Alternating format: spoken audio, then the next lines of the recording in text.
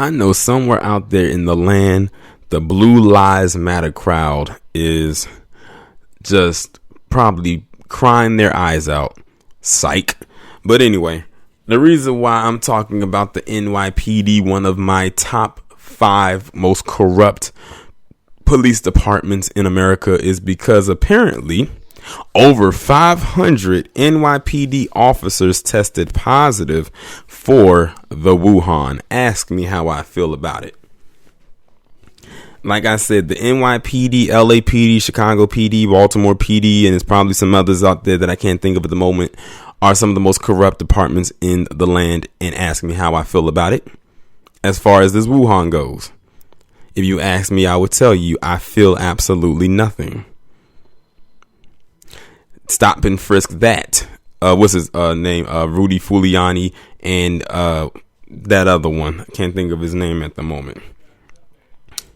Bloomberg. Anyway, it says more than 500 members of the New York Police Department have tested positive for the Wuhan as the illness ravages New York City. The NYPD announced Friday that 552 members have tested positive for the Wuhan, including 442 uniformed officers and 70 civilian members. Another 4,111 NYPD uniform employees were on sick leave, accounting for 11.4% of the department's uniform workforce.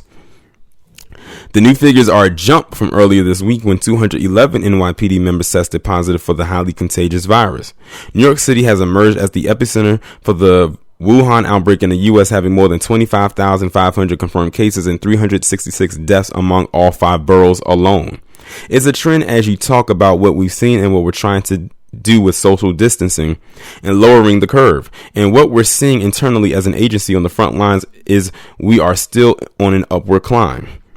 The NYPD said in its evening summary that on Thursday, officers visited 1,703 supermarkets, 5,098 bars and restaurants, 829 public places, and 2,199 personal care facilities, the vast majority of which were closed. The trips were made to remind individuals of the ban on congregating in public spaces and to practice social distancing.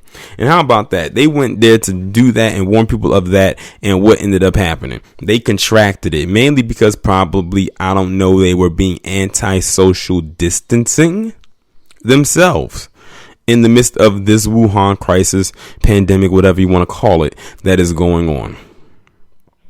I wonder if they thought that blue uniform and that badge and most importantly that gun was going to prevent them from contracting the Wuhan. Like I said in my previous videos, this illness, disease, pandemic, whatever you would like to call it, does not discriminate. It does not matter what your race is. It doesn't matter what your gender is. It doesn't matter what your age is. And it doesn't matter what your profession is.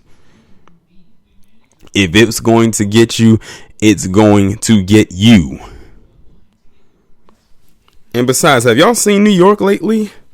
It looks like a ghost town up there. I follow some people who are from New York on Instagram, and when they be riding their bikes through Times Square, like there's like hardly any cars in sight. That's unheard of for Times Square, because that's one of the busiest places ever. You don't see, you barely see any lights on. You barely see any people. You don't see any cars, like no taxis, no Ubers, nothing. You can literally walk freely through there and have room to move. But why would you go up there? Because barely anything is open. Unless it's considered to be essential, there's nothing there that's open. But it is what it is. And, you know, that's what they signed up for. But like I said, I wonder if them Blue Lives Matter people are going to say something. But something tells me they are not. Y'all let me know what y'all think about this down in the comments. Like, share, subscribe. Make sure you follow me on Twitter if you haven't done so already. Have your notifications turned on. And I will talk to you in the next one.